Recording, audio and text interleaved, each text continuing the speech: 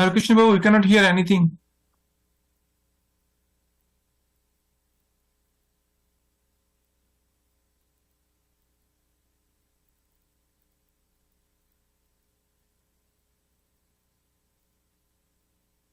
We're waiting for the microphone stand, Tapas. Actually, it's here.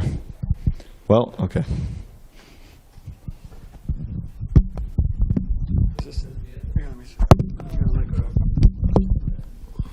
Om Namo Bhagavate Vasudevaya. So, Canto 6, Prescribed Duties for Mankind.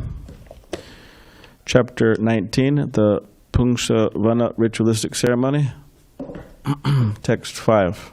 If everybody could please repeat after me. Yata Tvam Kripaya Bhutya Tejasa Mahim Maujasa Drushta Isha Gunai Sarvais Tato Si Bhagavan Prabhu Yata Tvam Kripaya Bhutya Tejasa Mahim Maujasa Drushta Isha Gunai Sarvais Tatosi Bhagavan Prabhu Yata Tvam Kripaya Bhutya Tejasa Mahim Maujasa Drushta Isha Gunai Sarvais Tatosi Bhagavan Prabhu Yata Tvam Kripaya Bhutya Tejasa Mahimaujasa Drushta Isha Gunai Sarvais Tatosi Bhagavan Prabhu. Please chant.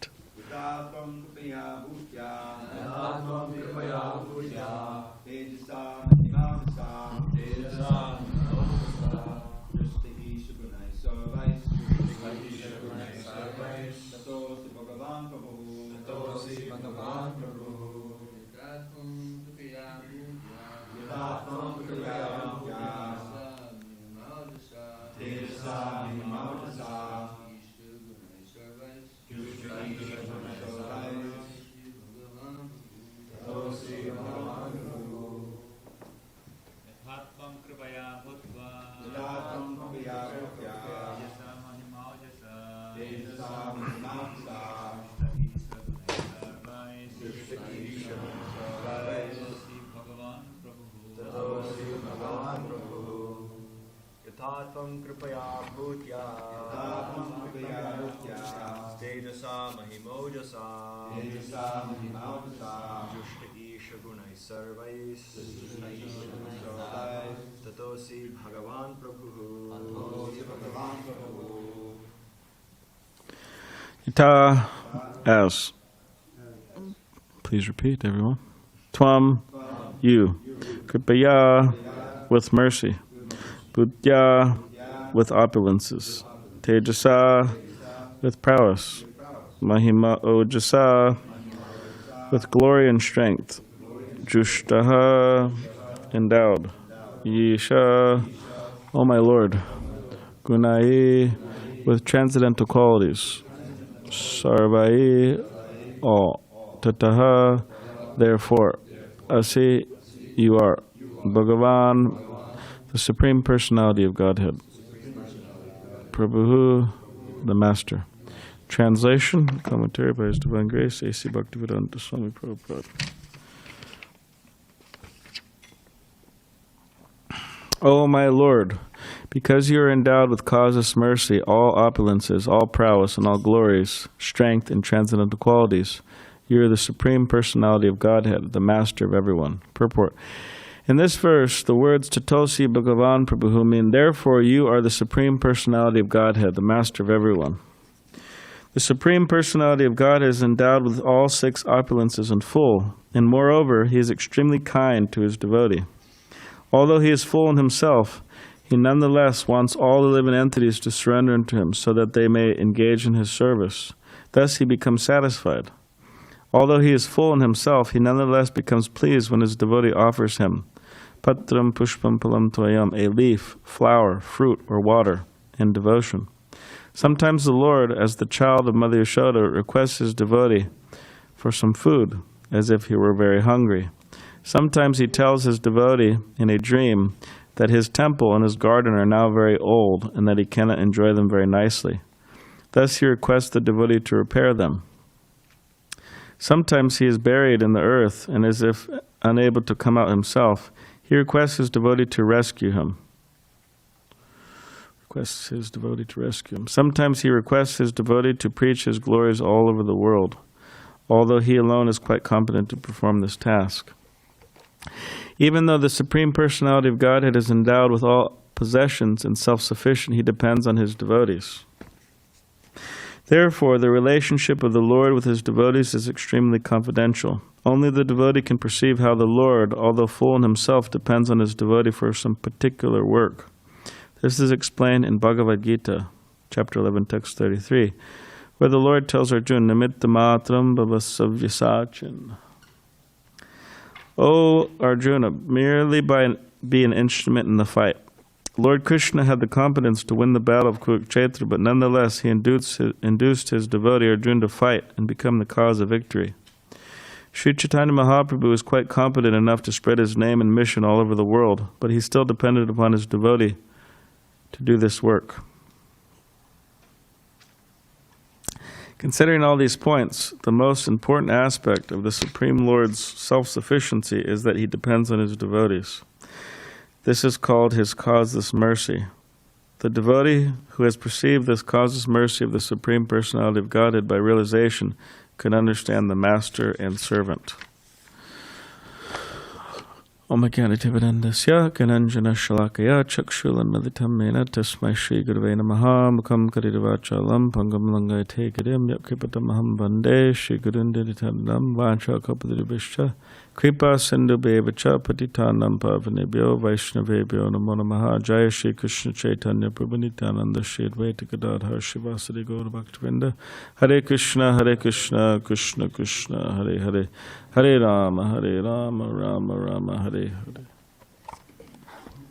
Translation again. O my Lord, because you are endowed with causeless mercy, all opulences, all prowess, and all glories, strength, and transcendental qualities, you are the Supreme Personality of Godhead, the Master of everyone.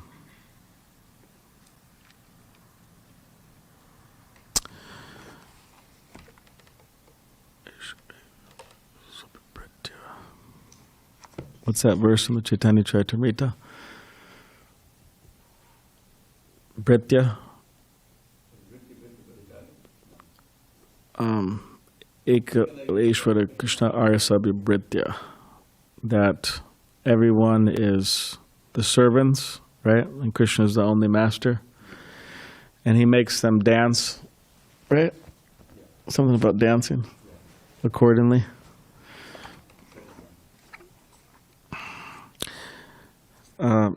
So yeah, Krishna is the Supreme Personality of Godhead, and everyone else is his servants.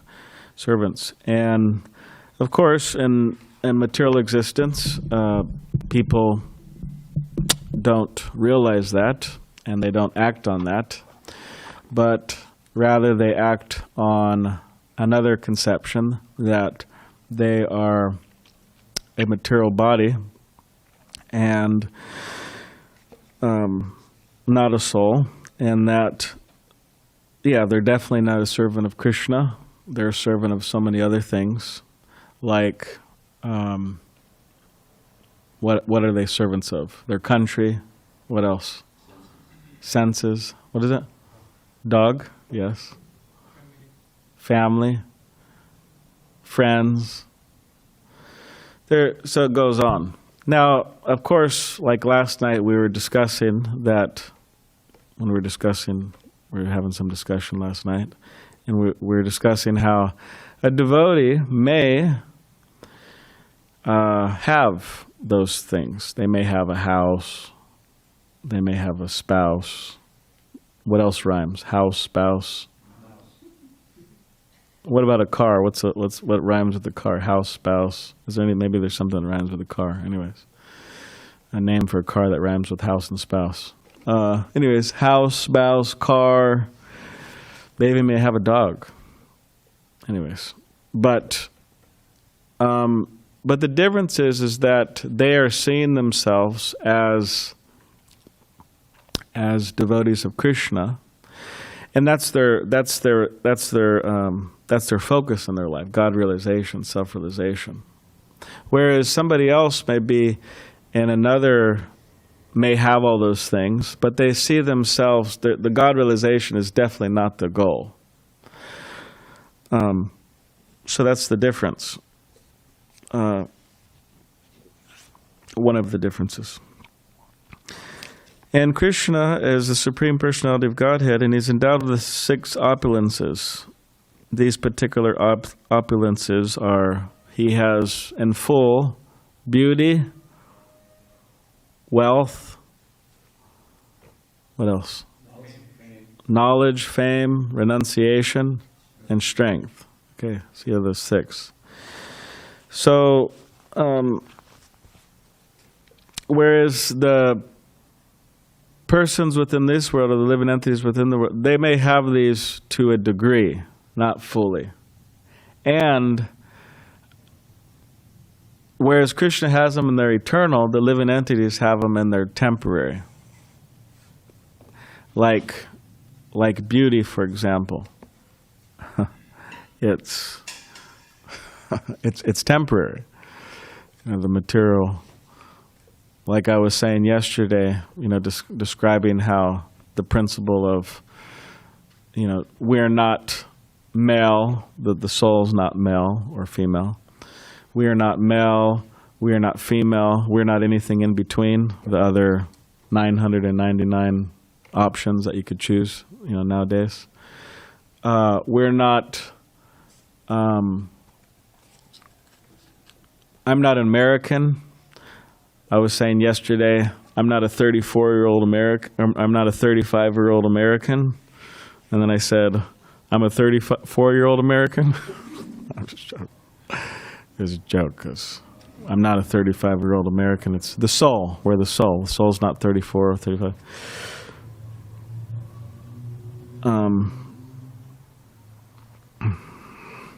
So yeah, we're not any of these particular material designations. And today I could say I'm not a 36-year-old American, right? Male. I'm a 35-year-old American male, right? I'm not those things. It's this material body. I'm the soul. But we see that this beauty, it's temporary.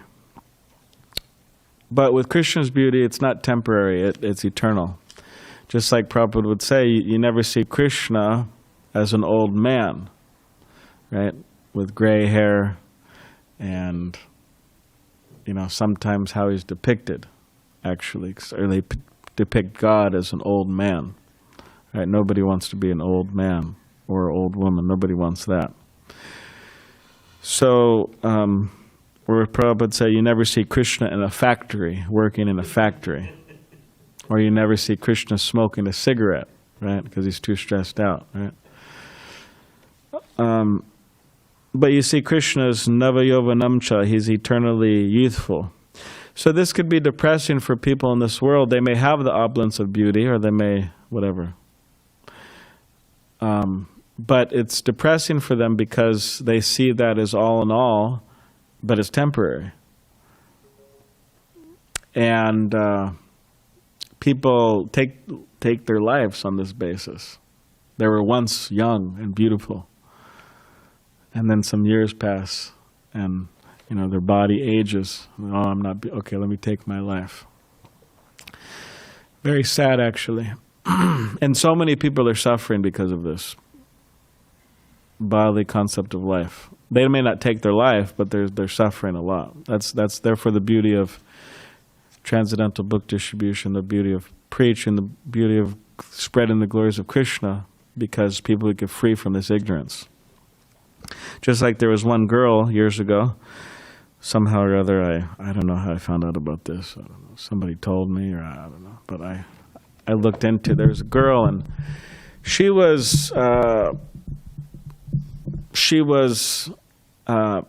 a competition of America's whatever, most beautiful girl, something like that, you know. So out of all the people who competed within America, there's certain people who get into the game, get into the contest. Which you could say this is a whole weird contest in the first place, but whatever. It's not, doesn't seem too Vedic. But anyway, so all these girls, they compete, and then so many of them get rejected. And only a certain percentage of them are allowed in the game. Then out of all of those girls, there's one who wins. So she won. And so some time passed, and you know, she felt she was getting older. She was, but I mean, wasn't that much older. It was like 30 years old or something, and before she was 25 or something.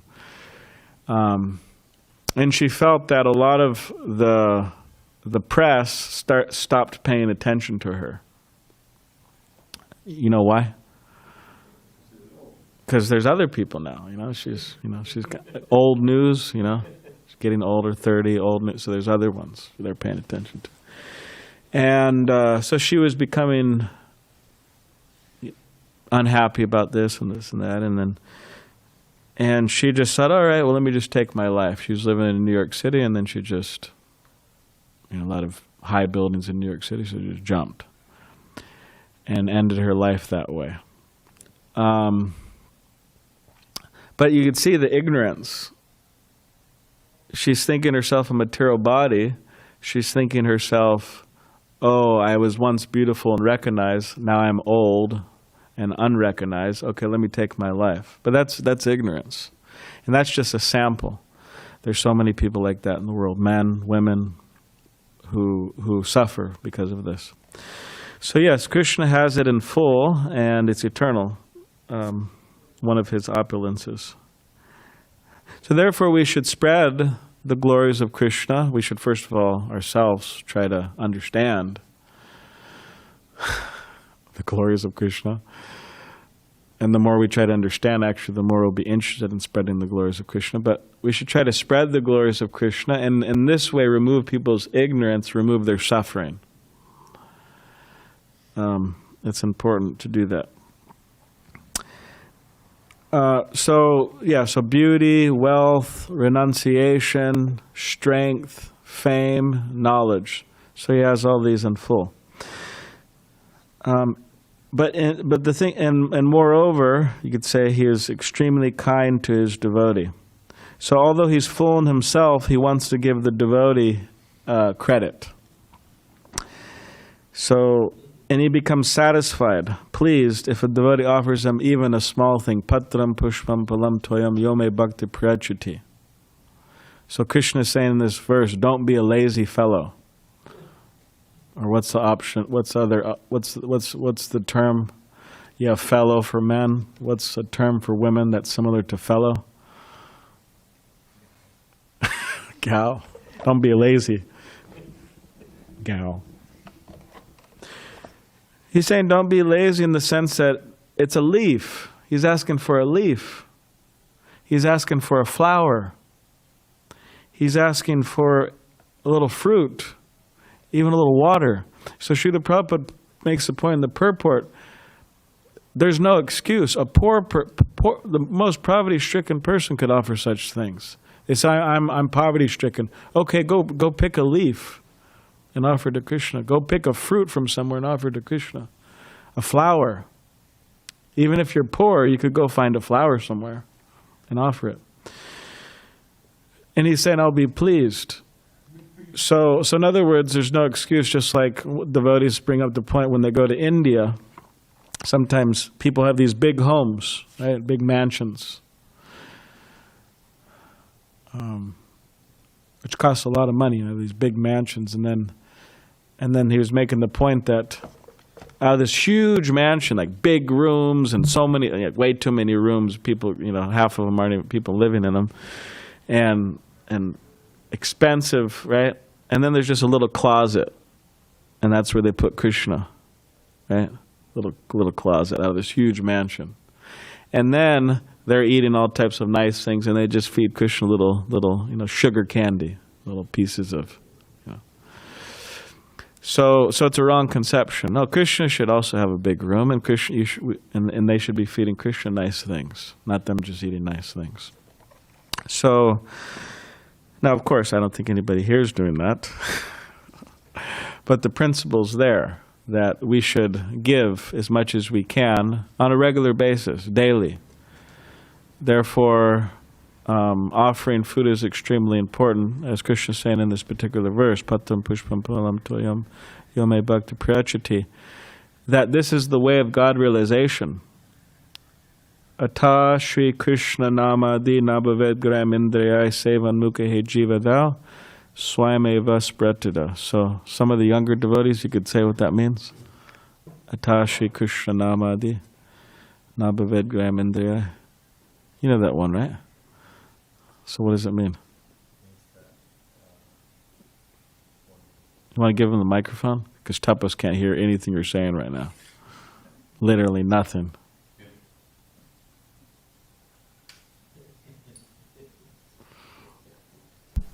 It means that Krishna can't be perceived with material senses, with materially conditioned senses, but that he can only be perceived with spiritual senses, which are acquired beginning with the tongue, by following the Krishna conscious process, beginning with the tongue, serving Krishna, beginning with. And how do you serve Krishna?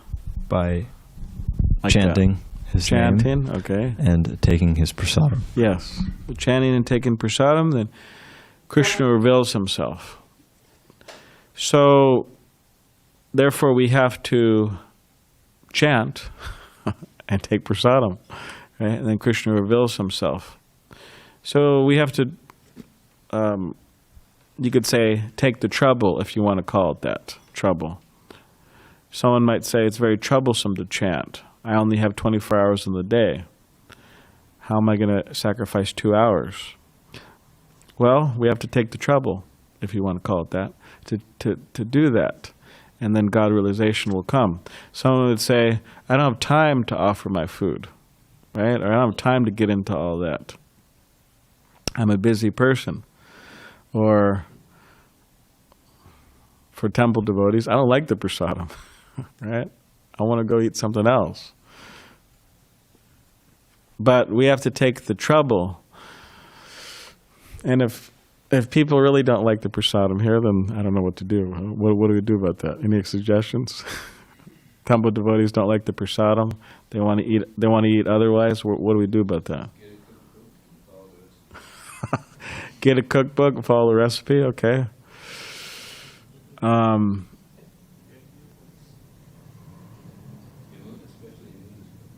Yeah, Yamuna Devi's cookbook. Yeah. So, or the devotee could go. I mean, better they go cook and offer what they could take rather than go and eat all the other stuff. Anyways. But the point is we have to take the trouble. It's an austerity, actually. It may be more austere for some than others. It's an austerity, it's a difficulty, just to eat what Krishna eats. There's one devotee, he just only eats what's offered on the altar, nothing else. Gokul Chandra from Salem. He just takes whatever's on the altar. Means he doesn't, there's a lot other stuff we could eat that's not offered on the altar, right? Like we were talking the other day. Lord Vishnu, right? His offerings. So it's an austerity, and the chanting you could say is an austerity, but that's what it takes for God realization. So that's what Krishna is saying, Patram Pushpam Palam Tvayam, Yome Bhakti Prachati. And Mother Yashoda, he requests his devotee, Mother Yashoda, for food, although as if he were very hungry.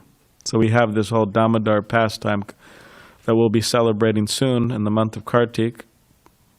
Does anybody remember when the month of Kartik starts this year exactly? 28th of October, October 28th, Kartik. So we'll celebrate for a whole month. We'll be singing Damodarashtakam every morning and evening, and we'll be thinking about it all day long, right?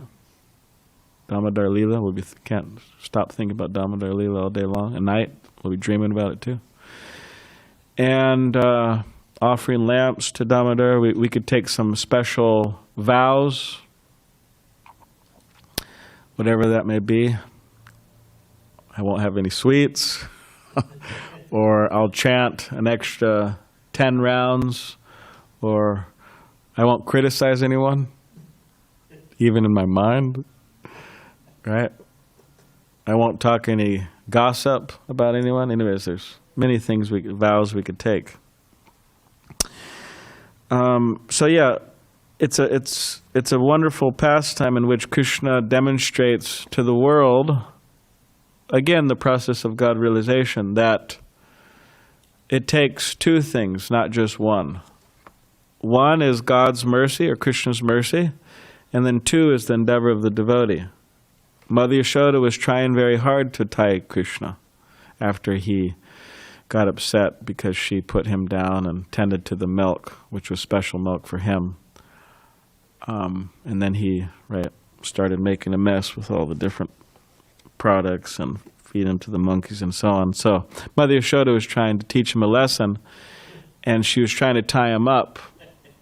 And some explanations of our acharyas explain it was an all-day affair. It wasn't just like an hour or something. It was all day until the sun started to set.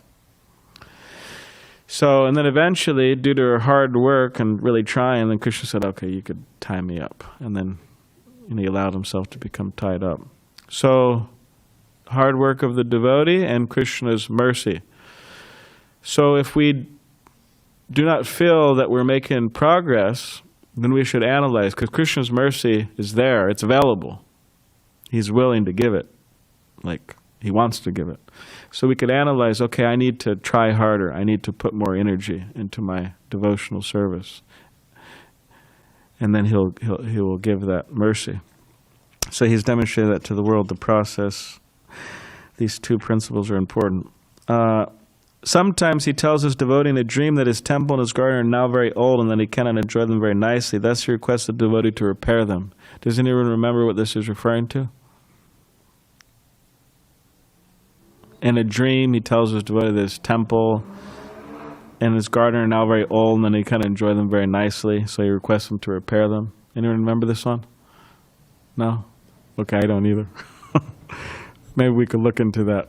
I know it's somewhere. Maybe somebody's online, they know. Sometimes, thus he requests the devotee to repair them. Sometimes he's buried in the earth, as if unable to come out himself. He requests his devotee to rescue him. Anyone remember that one? Yeah, I'm sure there's a lot of devotees who remember that one. Chaitanya Charitamrita. You have that, the pastime of what was it? Yeah, Srinathji. That's where Srinathji comes from. In the Chaitanya Charitamrita, Madhavendra Puri, right, takes him out of the ground. He's there, and then there's a whole elaborate deity worship and offerings of anakut, mountains of food, and then there's bathing, a lot of bathing, because he's hot, right? Because he was under the ground for so long. For the Gujaratis out there, they could read about Srinathji and Chaitanya Charitamrita. This is a selling point of selling Chaitanya Charitamrita for those who want to sell Chaitanya Charitamrita. And everybody should want to sell Chaitanya Charitamrita. That when you're speaking with the Gujaratis, you could say, this has the history of Srinathji here. It does.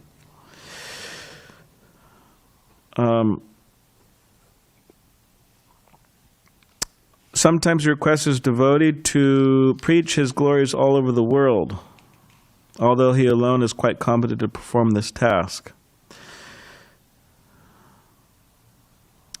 This is explained in Bhagavad Gita, Nimitta matram bhavasavya sachin.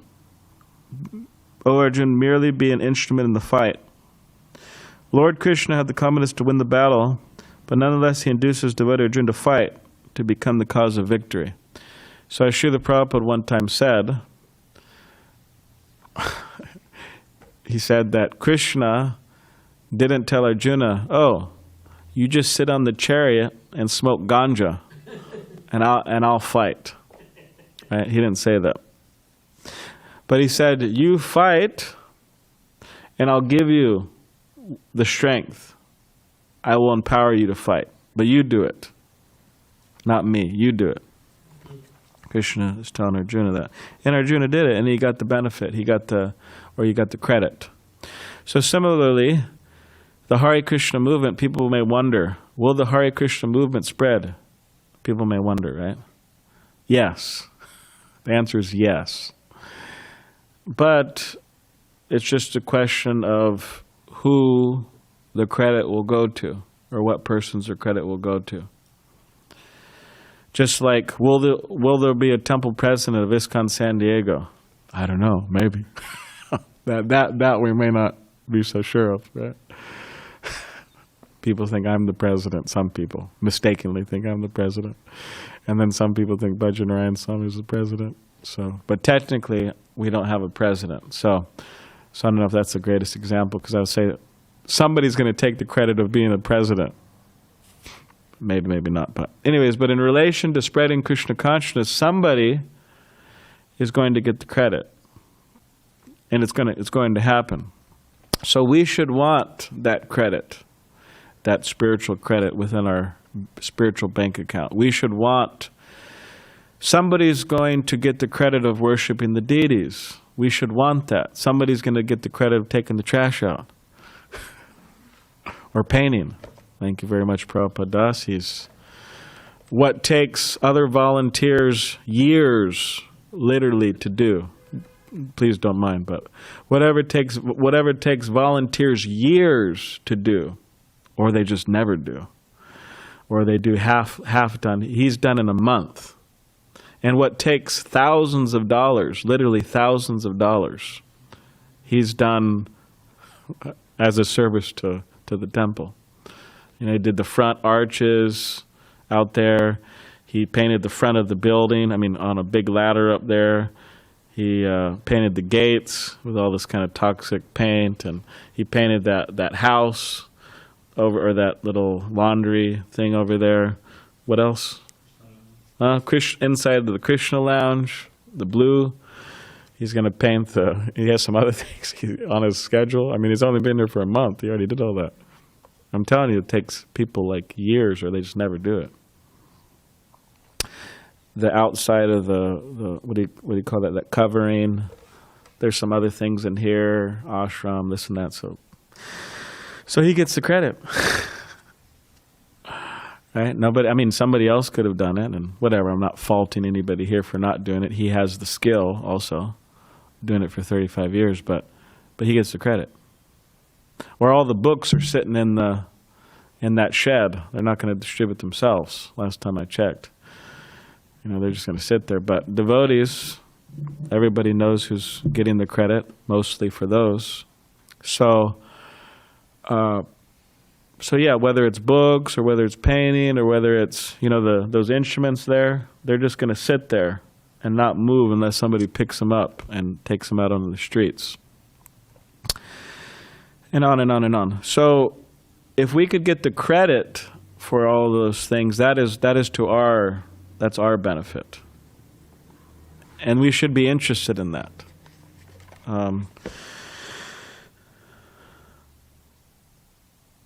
Because Lord Chaitanya, as Prabhupada says here, is quite competent to spread the Hare Krishna movement all over the world. Or as one devotee quoted about Bhaktivinoda Thakur, right?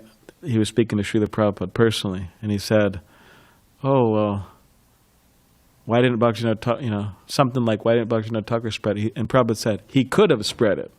He could have spread the Hare Krishna movement all over the world. But he said he left something for you to do. So Srila Prabhupada left something for us to do. Or else what would we do? Right? Besides sleep or whatever it is. So even then, he left us so much to do, and sometimes, we think what to do, right? There's a lot. So considering all these points, the most important aspect of the Supreme Lord's self-sufficiency is that he depends on his devotees. This is called his causeless mercy.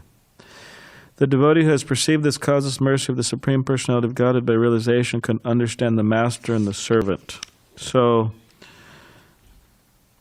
in conclusion, Krishna, he depends on his devotees because he likes to give his devotees service and he likes to give them credit for doing things. So similarly, if Krishna depends on the devotees, then what to speak of us? We should also depend on the devotees. Not like a helpless, absolute helpless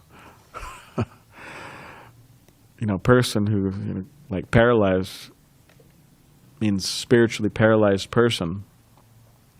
But we should depend on the devotees means we do depend on their association, we depend on their guidance, we depend on their encouragement to make progress.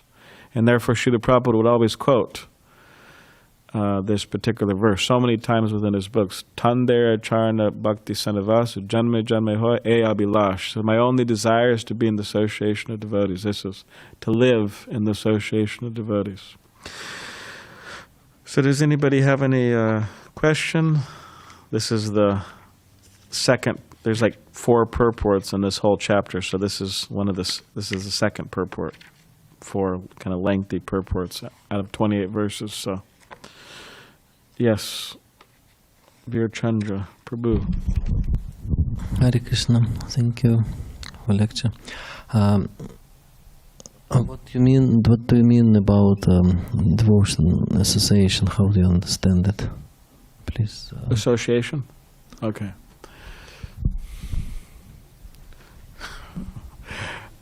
Yeah. Well, specifically,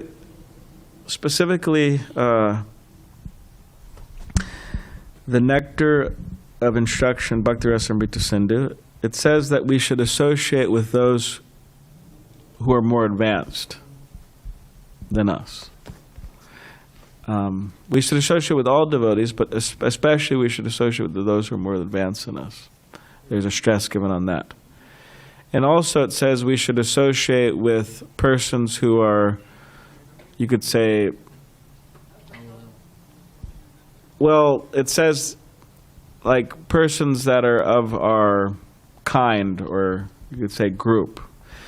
Now, specifically it says that has a similar type of affection for the Lord. So we could see that in the sense of have a similar affection or connection to Srila Prabhupada. In other words, we want to associate with devotees who have great faith in Srila Prabhupada. Or else why, with all due respect, why should we associate with them? Just like somebody said, you know how somebody says like, oh, he's a good man, right? Like somebody's talking about something, yeah, he's a really good man.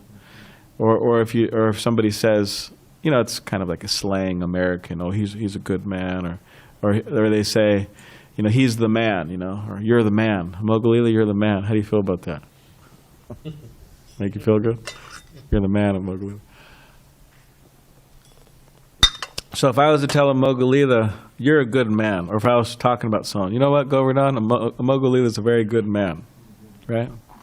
Versus if I was to say, you know what, Govardhan, Mogalila is the man, There's a difference. Now this is slang, terminology and everything, but I was speaking with one person, and whatever, I was at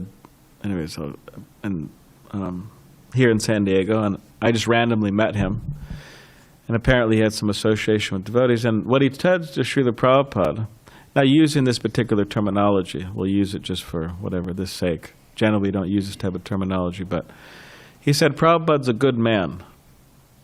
And I was thinking, it's like, Prabhupada's a good man. He's like, in this term, Prabhupada's, the man. He is the person, not he's just like a, out of many good men, he's a good man. No, he is the man, for us, using this terminology, although it's not, I could say, sophisticated or something. But so in other words, but we should associate with people who have great faith and conviction and love for Srila Prabhupada. That's who we should associate with. And associate with more advanced. Now someone may say, well, that's difficult. How am I supposed to find anybody more advanced? Right? Than me, that's called pride, But by definition, a Vaishnava is humble. By definition, they have to be humble, right? We joined a group where you have to be humble. So naturally they will think others are more advanced. So therefore, that association's available. Not that it's like nowhere to be found. I just can't find anybody. You know, let's do like that particular saying. Yudhishthira Maharaj was given the task: go out and find somebody that is less than you. And he said he went out all day and night, and then he went back and said, I couldn't find anybody, right? And then Duryodhana went out and said, go find somebody who is better than you. And you know what happened? He came back, he said, I couldn't find anybody, you know. I'm better than that. So if we associate with devotees who are more advanced and further down the path and so on, and everybody is more advanced in different ways, actually. Like some devotees may be more advanced in sense control, whereas some devotees may be advanced in more knowledge or some whatever, on and on and on. So, and what do we do when we associate? Matchita magata prana bodhyantas padaspadam katyantas chamam nityam tushanti cha ramanti cha. Says the devotees, they get together, and when they get together, they talk about me, and in this way, they feel great pleasure. And the Bhagavatam goes further in the sense that the 11th canto, I believe, says, devotees, they develop friendships with each other, deep friendships with each other, relish in Krishna consciousness together, and in this way, they're able to give up the attachments of this material world, attachment to sense gratification. They're able to give it up, renounce it. Why? Because the nectar of the devotee association is so blissful, they think, oh, what is this? Like, you know, sense gratification, this world. And also devotees, what did they do? Dadati pratigrannati guyamakati prichati. That they offer gifts, they accept gifts, they offer prasadam, they accept prasadam, they reveal their mind and competence, they inquire. Prabhupada says a less advanced devotee inquires to a more learned devotee, more advanced, so on like that. So these are the different things we could do, which there's a lot of refining to all those as well. Like, to reveal your mind to a devotee doesn't mean you just come and, you know, unload your problems or something. All right, I revealed my mind. Thank you, Prabhu. See you later. That was a real loving exchange. I just gave you a big headache, and you know. But it means you inquire, you try to understand things philosophically, shastrically, Krishna's pastimes. It's a sweet exchange.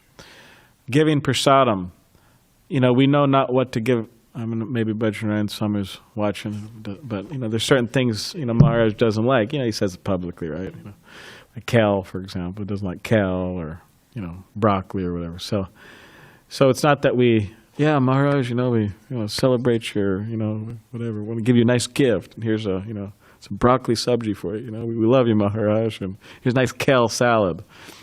But we give him things he likes. You know, that's prasadam. You know, it's nice. Like Chaitanya Mahāprabhu said, he knew what everybody liked, right? Of course, super soul, but still, you know, he understood, and he would give them more of that. He would serve them personally. Giving gifts, right? So it's like, you know, it's finding something that somebody needs or wants or likes, and then, you know, you give them a gift. Not like, oh, here, you know, here's my old shoes. You know, it's like they still got a few miles on. You know, here you go, Prabhu. You know, I love you. You know, but you know, you give them something good that they like, that they need. You know, gifts. So I think Vijay Prabhu has some comment about this. Do you have a comment? With that Duryodhana and Yudhisthira, when they returned to Dronacharya, Dronacharya said, by the two of you coming together, you fulfilled your mission. Because Duryodhana, you're so proud that you're lower than Yudhisthira. And Yudhisthira, you're so humble, but you're greater than Duryodhana. Any other questions, comments? I have a question. All right. Yes, because in the beginning of the translation to the text you chose for today, and the concept is causeless mercy. I went to the online dictionary to find what causeless mercy is all about, and then I found the following question. The website is mydailysadhana.org, and the question goes as follows. God is known as the ocean of causeless mercy, mercy without cause. But at the same time, he states that the soul needs to surrender to him before receiving grace. The question is, how can I understand Veda's statement that his mercy is without cause? Okay, thank you. You're welcome. So yeah, our previous teachers, they have commented on this idea of mercy, because you could say, well, all right, well, why does one person get Krishna's mercy, the other person doesn't, and so on? Or where does the mercy come from? And practically, in, you could say, the material world, in most cases, Krishna, he empowers his devotees to distribute his mercy on his behalf, causelessly. Means freely. It says like Nityananda Prabhu, he's like, they compare him to a king. And apparently sometimes kings get intoxicated. So he compares him to an intoxicated king that takes his riches out and just distributes it freely on the streets. You know, intoxicated. Oh, here's some rubies. Here you go. Here's a nice pearl necklace. He just gives it up freely. Love of God. So yeah, the devotees following Nityananda Prabhu, they try to give Krishna consciousness freely without discrimination to anyone and everyone. And then you say, well, what type of devotees? Well, the Kanishthadikaris, the materialistic devotees who just see God in the temple and don't know how to relate with others or other devotees, they don't give the mercy, practically. And the Uttamadikaris, who see God everywhere and who see everybody as devotees and who are absorbed in bhajan, right? They don't give the mercy, practically. So who does? Who's left? The Madhyamadikari, the one who tries to give all their love to Krishna, make friendship with the devotees, avoid the envious, and they give mercy to the innocent. And they do that in a causeless, they do that in a, you could say, non-discriminatory way. So in that way, you could say Krishna's mercy is being distributed freely through his devotees. That's the idea. Would you rather Prabhu have more to say about that? Because I think Vijay Krishna is only 50% satisfied. I could feel it. Well, the idea is that the Krishna himself, and especially Lord Chaitanya, distribute. I mean, the more Mahabodhanya, you're the most munificent. You're freely giving the most valuable thing, love of Godhead. But we have to be ready to take it. In other words, you have to, in order to, the whole thing is voluntary. Otherwise, there's no question of love. And so the Lord Chaitanya is giving it, but you have to be willing to take it. And that taking it means that you surrender to his representative, and you follow. Like we read this a selection from the Nectar of Instruction, I think in the morning, the Śrī Namamrita tomorrow. So the idea is that, I mean, if you choose to turn your back, or you choose to not take the mercy, and what is the real, it's so simple, and it's been made so easy and practical in this age. It's probably contrast Krishna with Lord Chaitanya. Lord Chaitanya, Lord Krishna demanded surrender, then, right? And then you come back to Godhead. Lord Chaitanya just says, chant this mantra. No prerequisites. But still, you have to be willing to chant the mantra. You still have to be willing to do it, to take it. So if someone is trying to give you something and you've got your fist, hands in a fist behind your back, you can't blame that person for not, being causelessly merciful. So that's the way I see it. The mercy is causeless. He's not discriminating, but for those who are stubborn and in their ways of ignorance, they can't experience the mercy, at least not right away. Yeah. Just like Prabhupada would say about that story, there's a wife and the husband, and then the wife was telling the husband, chant, chant, chant, chant. And the husband was saying, can't. And then Prabhupada said, well, just with the same energy, he could have said, Krishna, Krishna, Krishna, but so you have to be willing also. So are you fully satisfied, Vijay, Krishna? Yes, your answer was very satisfying. The answer of Dravida Prabhu was very satisfying. And if I may, I have the answer given by the website. All may right. I? Of course. Yes. So you're asking the question, but you had the answer. Anyways. And it's a different question, answer from your answer and from Dravida Prabhu's answer. So here it goes. Swamiji Srila Prabhupada has answered this exact question in his book, Spiritual Dialectics, page 65. Surrender means to come to a state of doing nothing. Furthermore, God doesn't want anything from us. We have nothing of our own to give Him, as everything that we have, including our true selves, soul, belong to Him anyway. We are required to do nothing and give nothing. Therefore, it is causeless. Now, to come to a state of doing nothing, we have to do a lot of sadhana to purify our hearts. Even though God's grace is causeless, He does have this condition for us to have a pure heart.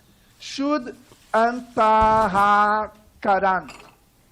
He cannot grace us if we haven't prepared our vessels, purified our hearts, to receive His grace. That was Prabhupada, huh? So I think that what Dravida Prabhu said, we have to be willing to purify ourselves. Otherwise, there's no vessel for the Lord to deposit His grace. Yes. All right, thank you. All You're right. welcome. Grantraj Srimad Bhagavatam ki jai.